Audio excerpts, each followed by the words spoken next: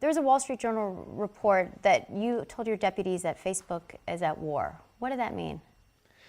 Well, this has been a really tough year overall. I mean, I think 2018 has been a tough year for a lot of people, but we're really struggling with a number of very important issues for society, right? So elections and preventing interference in elections, content, and finding the right balance between giving people a voice and keeping people safe, security more broadly.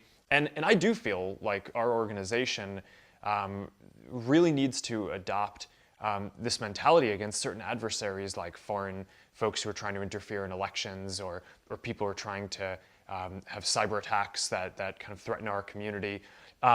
This stuff we need to act decisively, and we need to take a lot of action in order to make sure that we're keeping people safe. And that's really been a lot of what this year has been about. And we face these big issues, but I'm leaving the year quite proud of the progress that we've made on a lot of these fronts, and I'm happy to get a chance to talk about this. Yeah, and I definitely want to get into it. I want to start with some of the revelations that came from the New York Times piece. Sure. Let's look at Russia. Did you and other leaders try to minimize Russia's role in spreading propaganda on the platform? No. Look, here's what happened. In 2016, there was no doubt that we missed something really important, right? The Russian effort to try to have these coordinated information operations on Facebook and also the internet more broadly was not something that we were expecting. Elections are always a very high security event, and we were expecting certain kinds of cyber attacks, and we found them, right? The Russians were trying to hack into specific accounts, and we told the people, and we told the FBI and all that, but we weren't on top of these coordinated information operations. So we've spent a lot of the last couple of years now basically building up our systems and strengthening them to be able to address this. And what we found since then is it's not only Russia, it's also Iran and other folks around the world who are doing these kind of campaigns. And these are sophisticated adversaries, and it has taken a while to strengthen our systems. And these are never fights that you're really done with. We'll be fighting to stay ahead of them forever. But I think the reality here is that these are complex challenges. Once we learned that there was an issue, we dove in to try to understand it. It took a while to strengthen our systems, but we've been very focused on this and have invested a lot in it. And anyone who wants to say that upon learning about this, we haven't been very focused on trying to both address it and also that we have, I think anyone who says that we haven't made a lot of progress, I just think that that's not right. I think that folks talk about transparency, though. This idea that the former chief security officer wanted to publish a transparency paper, and every mention of Russia was taken out. He was encouraged not to put Russia in that transparency paper. Do you regret not being more transparent at the time, or not being more vocal about it at the time? I wish that we understood the issues sooner, right? I wish we understood it before 2016, before the Russians tried to do these information operations in the first place. Where we are on this is as soon as we learned about different things, we shored up our systems, whether that was fighting fake accounts. Now, in the last 6 months, our systems have detected and taken down 1.5 billion fake accounts. I mean, this is like, there's an ongoing real conflict here where we're strengthening our systems to fight against that. These coordinated information operations, fighting the spread of misinformation, creating a new standard for ads transparency. These are all things that we've done in the last 12 or 18 months to push on this. And we have really pushed to be transparent when we know things. Now, I do think sometimes people say, well, how did you not know this? And I think in some of these cases, it's a really big deal to come out and say that a nation state is behind something. And before our company puts a stamp on something saying that, I want to be really sure that that's the case. So the US government, in a lot of these cases, has much better intelligence than we do. And we try to defer to them on attribution for a lot of these things until we really know for certain. I mean, do you think if Facebook had come out more aggressively and pointed the finger at Russia in 2016 or early 2017, do you think that the public would see the company a little bit different? Well, I think, frankly, what's important is actually preventing the election interference, right? It's not necessarily naming who is trying to do it. A lot of the steps that we've taken since then around building these advanced systems to identify fake accounts and these coordinated information operations, systems to fight the spread of misinformation, advertising transparency. All of these things, I think, have had quite good results, not only in the US midterms that we just saw, but in elections around the world. I mean, there have been major elections in France and Germany and Mexico and a lot of other countries. And I think that that's what we're responsible for getting that right. We're always going to face new threats. Russia and Iran and others, they're sophisticated and they're going to keep on getting better at what they're trying to do. So we need to keep on investing to stay ahead of that. And that's what I think our responsibility is here. But respond to the criticism that folks say that this was delayed or denied and that it just wasn't transparent enough. I mean, can you respond? Because I know that's what a lot of folks are looking at this and thinking, what's happening inside these walls? Yeah. Respond to that criticism directly, that Facebook wasn't transparent enough up front, that they didn't take, of course, we all see all the stuff that Facebook has done, and you guys have increasingly been transparent about it, but the criticism that was that Facebook initially wasn't transparent enough, didn't name Russia, and that there was actually drama of the chief security officer going to Sheryl Sandberg and saying, this is a problem. So can you respond directly to that? Yeah, I think the real issue is that we were behind on building the systems that we needed to help prevent these attackers in the first place. At each step along the way when we learned about it, we've invested a lot to go make sure that we understood the full reality of what was going on and to build up the systems that are in place. And I think the reality is now we are in a place where our systems for preventing election interference are stronger than any other company out there, and probably almost any government too. So I wish that we were faster on this. These are complicated issues. Unfortunately, once we started learning about them, they're not things that you can just resolve in a few months. It really has taken a year or longer to get all these systems in place. But I would strongly push back on any suggestion that when we learned about this, we didn't push very hard to address the issues that we saw and that we didn't communicate about them. Quite a few revelations in this piece. One referenced a decision to keep up a Trump post that many considered fell under the hate speech category. And part of this revelation said that one of the reasons your team decided to keep it up was because they were worried about a conservative backlash. I know Facebook is under a lot of pressure from the Democrats and the Republicans, the government in general. Are leaders making content decisions based on appeasing political leaders? No. Look, in a lot of these cases... But did they in that situation? No, they didn't. And I was involved in those conversations. And I think it's very important that people have the opportunity to hear from what political leaders are saying. So, in those cases, I don't think that that a lot of the content violated our policies. We also have a specific point in our policies where newsworthy content we give a special deference to, which certainly someone who's a prominent politician going out and making a point fits into that. So.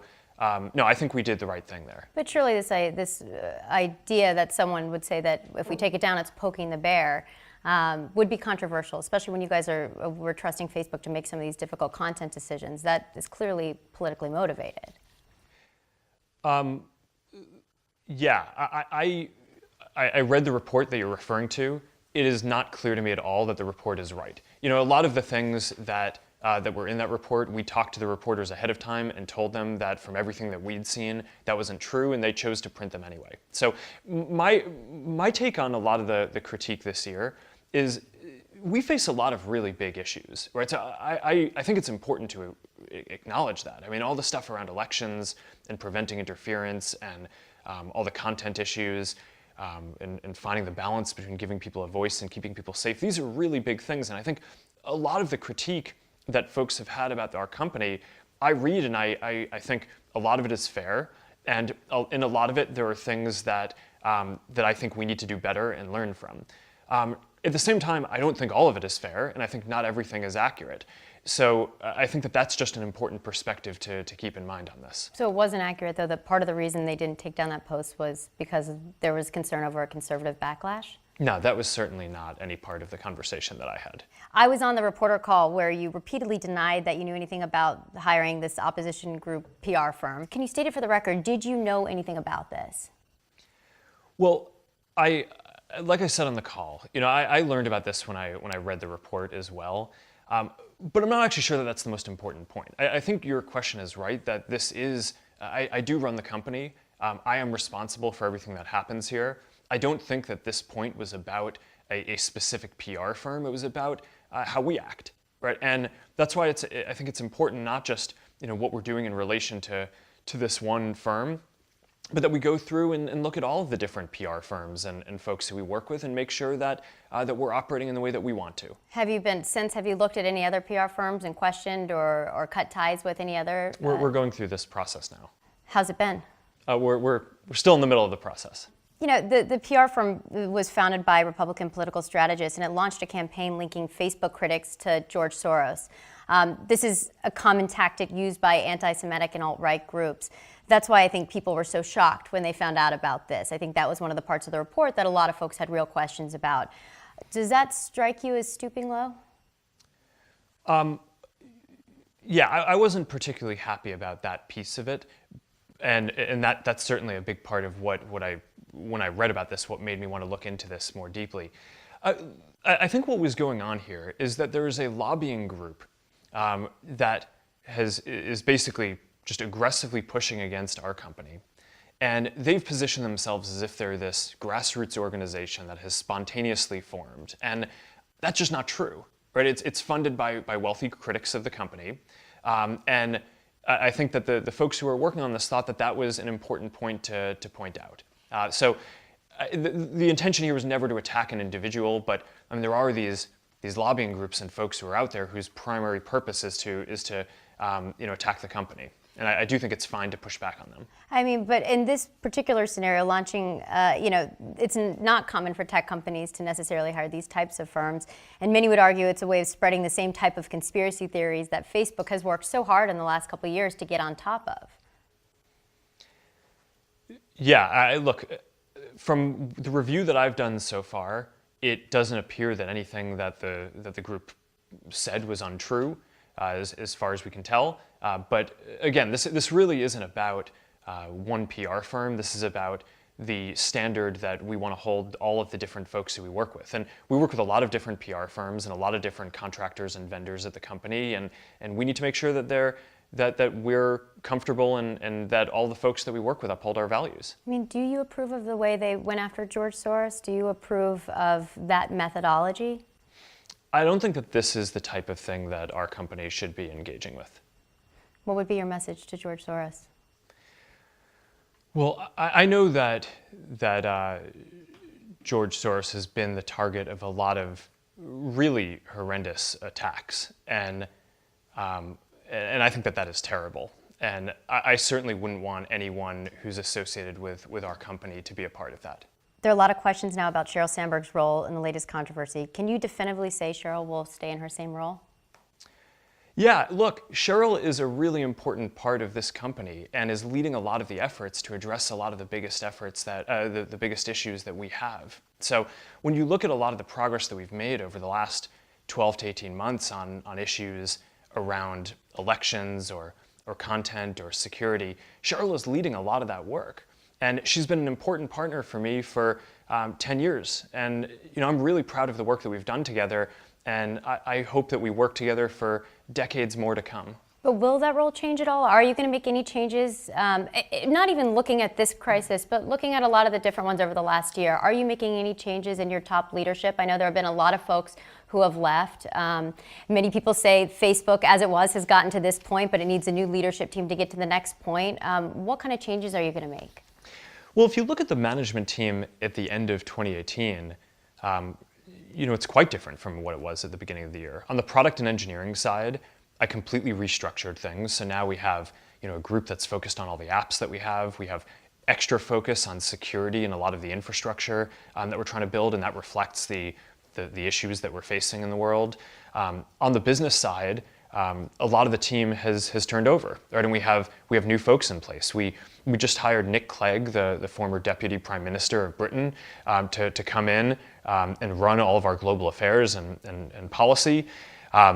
So he's certainly going to bring a fresh and outside perspective to the work that we're doing there. And we've also gotten new leaders in places like partnerships and marketing and comms and a number of these really important areas as well. So I think we're leaving this year with a much stronger team in place. You are CEO and chairman of Facebook. That's an extraordinary amount of power, given that you rule a kingdom of 2 billion people digitally. Shouldn't your power be checked? Yes, I think that ultimately the issues that we're working on here, things like preventing interference in elections from other countries, finding the balance between giving people a voice and keeping people safe. These are not issues that any one company can address, right? So when I talk about addressing these, I always talk about how we need to partner with governments around the world and other companies and nonprofits and other sectors. So yes, I don't think fundamentally that we're going to be able to address all of these issues by ourselves. They're too big for society. But let me give you an example of a place where I think independent governance is really helpful. So one of the things that we are going to start rolling out soon is basically letting people in the community get an independent appeal when they feel like their content is taken down in a way that doesn't fit with our community standards. All right, so now you post something. If someone else reports it, we might take it down if we find that it's hate speech or violates our policies. But if you disagree, you're going to be able to appeal, and you'll also be able to appeal to an independent body. And that's an example where that independent body will have real teeth and power, and will be transparent in the decision that they're making. And if I want to overrule that independent body, then I'm not going to be able to. So I think that's really important. I think people in our community need to know that the rules and the standards of the community are being upheld independently, that they can kind of audit that and get a sense of that, can always be confident that none of the enforcement or what we do is made for business motives, but can be done by folks who are independent of the business and the company that we're building. So those are areas where I think that building more independent governance will be very valuable. So you are not stepping down as chairman? That's not the plan. That's not the plan. Would anything change that? I mean, like eventually over time. I mean, I'm not gonna be doing this forever, but I certainly I'm not currently thinking that makes sense. I want to talk a little bit about the changes you guys also made recently with the Facebook newsfeed and the algorithm. Can you explain what exactly you changed and what was your thinking behind it? So, in terms of content overall, right, we have a community of 2.5 billion people. I think the vast majority of what people share is good. But then there are these cases where we really need to prevent people from spreading terrorist content or hate speech or bullying people or doing really terrible things. And that falls into two categories. So one are things that violate our policies where we need to take down the content. But then there's another class of content, which is, it doesn't violate the policies, but it's just sensationalist, right? And people have a natural tendency to want to engage the most with the most sensationalist and provocative content. And that's true on social networks. It's also true on cable news and in tabloids and in all media. But I think we can correct that and make it so that the most sensationalist content isn't what spreads the most on social networks. And I think that will create a better and healthier discourse. And it can help to fight against polarization. It can help to make people feel more comfortable in participating, so more people can have their voices out there. So this is very important work, and it's one of the things that I think we're doing across the company that I think is most important. And I mean, but this idea of eyeballs on screen, will this impact your business if you change the algorithm in this way? I don't think it will over the long term. It may in the short term. But I mean, we've already done a bunch of changes like this. Earlier in this year, we reduced the amount of viral videos that we were showing in newsfeed, and we reduced the amount of time that people were viewing that content by 50 million hours a day. So yeah, in the short term, I think that this stuff might have some impact. And certainly as we've navigated all these big social issues that we're trying to address, there have been some impacts to our business along the way, but we're going to try to do what we think are the right things for people. And my real belief, and everything that I've learned from business over the last 15 years, is that if you serve people well, even if that might mean that you're not doing as well in the near term, you'll build a stronger community and a stronger business over time. So I really believe that. I think that all the changes that we're making are going to improve our community, improve our business, and hopefully help contribute to a healthier discourse overall. What we're seeing with some of these reports coming out is people talking anonymously. There's this idea, and I've spoken to folks inside, outside the company, that bad news doesn't sit well at the top. Is that something that you guys think about? I mean, this idea that Alex Stamos went to Sheryl Sandberg with some bad news and it didn't necessarily sit well. I mean, is that something you guys are thinking about, especially as more and more reports are coming out showing there's a bit of a disconnect? Yeah, I mean, getting transparency inside a company is really critical. But if the people running the company don't have a sense of what all of the people around the company are worried about, then you're not going to be able to run the company as best as possible. And so that's why I do things like every week I run an open Q&A. And it's that way anyone can come and ask me any question. But it's not only that.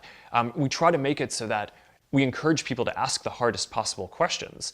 We create a poll in advance, and people can submit questions, and people can vote on them, and they can do that anonymously. So that way, I can make sure every week that I know what the top issues are that people are worried about inside the company, and so that I can address that. And we certainly have a pretty flat management culture. We're not generally very hierarchical. I talk to a lot of product managers and engineers and just go through many layers of management because I want to hear what's going on. And that's how we try to operate the company. And I think that that's very important. I asked you this when we sat down during Cambridge Analytica, so I ask you this again. Why should people trust Facebook? Well, we're dealing with a lot of big issues, and I think that there's no way around that. These are really important issues for society around elections and content and security. And we definitely haven't been perfect, and I wish that we were faster on a lot of these things. At the same time, I think anyone who's looking at the company over the last couple of years knows how much we've changed to address these issues. And I think anyone who's kind of looking at the progress that we've made should come away from these last couple of years with the progress that we've made at protecting against interference in elections, the improvements that we've made on stopping the spread of misinformation and harmful content. Ultimately, there are always going to be issues that come up when you're running a company and you're serving more than 2 billion people around the world. So I think what we need to be judged on is over time, can we get these things right? And can we improve and learn from the issues that we face to serve people better? And I realize that that's not always going to be as fast of a process as people would like. It can feel like, okay, if an issue comes up and it takes a year or two to address, maybe that feels like a long time. But these are really complicated things. And if you take the content example, one of the things that I think it's quite similar to is if you take a free country or a city, people don't expect the leaders to eliminate all crime, right? I mean, that's not kind of what we expect. But what we expect is that people are going to address the issues reasonably, are going to reduce it to a low level and continually improve and stay ahead of new types of threats. And I think that that's what people should expect from us too. And I've heard you guys talk a lot about transparency. I think the problem with some of these reports coming out is this idea of transparency is important and we keep hearing it, but then you have these reports coming out that say something otherwise. So, how, and I guess I ask it again, how do you ensure that you do win back public trust? I think this is an incredibly pivotal point for the company and for you as a leader, because it certainly seems over the last year we haven't stopped hearing about one thing after the next that shows otherwise that the company hasn't been as transparent. Yeah, well, look, there are always going to be issues, but if you're serving a community of more than 2 billion people, there's going to be someone who is posting something that is problematic, that gets through the systems that we have in place, no matter how advanced the systems are. We are unfortunately in the position where you have these foreign nation state adversaries who are actively using sophisticated attempts to try to interfere and do different things. So I don't think that the right expectation is that there aren't going to be issues. I think the question is, how do we address them? At the same time, I do think that there is a bigger picture at play, which is, what we believe in the world is giving everyone a voice, right? And giving everyone the ability to share their experience and connect with the people who they want. And I think by and large, a lot of the criticism around the biggest issues has been fair. But I do think that if we're going to be real, there is this bigger picture as well, which is that we have a different worldview than some of the folks who are covering this. But if we've given the world a voice, look at what's happened in the last year. You've had elections in the last years, elections manipulated, hate speech that's gone viral and turned offline. It certainly seems like this mission has been accomplished in many ways, and there's a whole new set of problems that perhaps you guys didn't foresee. And now we're in a very complicated place where there's not an easy solution. Yeah, these are complex issues that you can't fix. You manage them on an ongoing basis. But look, do you think that the world is better with everyone having a voice and having the ability to express their opinion and being able to connect to who they want? I don't think we're going back to a world where there were just a handful of gatekeepers who got to control what ideas get expressed. But Facebook's a new gatekeeper. And even if we could, well, I'm trying to make it so that we're not. I mean, that's why making it so that we're building these independent governance mechanisms and things like that are really important, and that's work that I really care about. But I think that the world will keep on moving in this direction. More people will keep on getting a voice. I think that that's good, and I think there are certainly going to be issues that we need to work through over time. But I think that while we are doing that, we can't lose sight of all of the really positive things that are happening here as well. Not just in terms of communities and people being able to connect with groups that are really meaningful to them, whether it's around a disease or a community around veterans that they wouldn't be able to connect to otherwise. But even if you just think about the economic impact of what we're doing, we serve 80 million small businesses around the world. About half of them have told us that they're hiring people because of using our tools, and that without Facebook and the tools that we provide, that their business would be significantly smaller and they wouldn't be hiring as many people as they are. So, a study came out. The U.S. economy added about 4.5 million jobs over the last year. If you just look at what people are telling us, the small businesses who use our tools, we've directly been able to contribute to creating many more jobs than that across the world. So I think that this is the power of giving people a voice, giving small businesses, giving communities, giving everyone everywhere the ability to connect with the people who they care about and get their opinion across, and giving everyday people the power that previously only big companies would have had. So that's it. The world is going to go more in that direction, and I think by and large that's a good thing. So I'm really proud of the work that we're doing on this. And there are big issues, and I'm not trying to say that there aren't that we need to work through.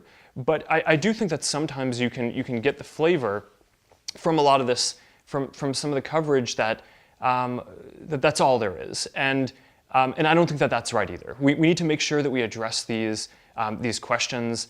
These are really big and important things for the future of our society and the future of the internet.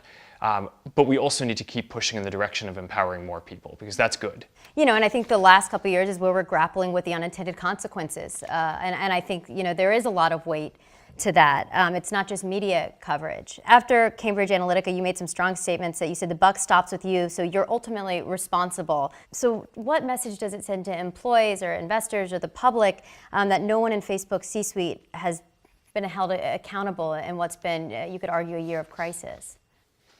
Well, I'm not sure what you mean by no one has been held accountable. Well, if you mean I haven't publicly blamed someone else, that's just not the kind of person who I am. Have people lost their jobs? On an ongoing basis, I manage performance inside the company. This isn't like, okay, an issue comes up, I'm gonna publicly go blame someone. I don't think that that's the right way to be. But yeah, my job on an ongoing basis is to make sure that we have the best team that is going to be able to address the challenges that we face, and the challenges evolve over time. So, you've seen us do a big reorganization of how our product efforts work to be able to really focus on all of the apps, and to focus even more on security because of some of the issues that we're grappling with that needs to be a bigger focus. And on the business side, we've changed a lot of the leaders. So I think that it's pretty difficult to look at the team and the way we're organized at the end of 2018 and say it's the same as the beginning of the year. The New York Times called it delay, deny, deflect, the motto for how Facebook leaders handle the last couple of years in crisis. What do you think the motto should be? What will it be going forward? It's learn from the issues that we face and focus really intensely on making sure we resolve them, even if it's going to be long and painful, even if it's going to take a year or two to get on top of some of these really complex issues. I mean, even if the solutions are never perfect, these are really important things for society. And I just want people to know that we take this incredibly seriously and are very focused on this. And I think over the last couple of years, we've made a huge amount of progress, and I'm very proud of that. Have you as a leader looked at yourself in the last year and reflected and made some hard, challenging changes? Because you look on the outside and there are a lot of people questioning your leadership, questioning this company. Have you personally changed in any capacity to be able to be better equipped to handle Facebook now rather than the Facebook that you built in your dorm room? Absolutely. I mean, I'm always thinking about this stuff. And I think the biggest learning for me, which I'm too slow to, is that when you connect 2.5 billion people, you're going to see all the good that they're capable of and incredible things, but you're also going to have all these people who just try to use those tools to subvert the same ideals that we care about. And now, we're taking that lens towards everything that we're doing, and not only trying to build the good to empower people, to give more people a voice, but in everything that we do, we're working to make sure that those tools can't be misused. And I think that that's an important lesson. We were focused on it before, but not enough given the importance of what we're doing in the world. And I think that that's something that we're going to come out of this episode, this series of challenges that we're dealing with, and this will be baked into the DNA of the company, of how we operate. You believe you'll come out of this episode? Yeah.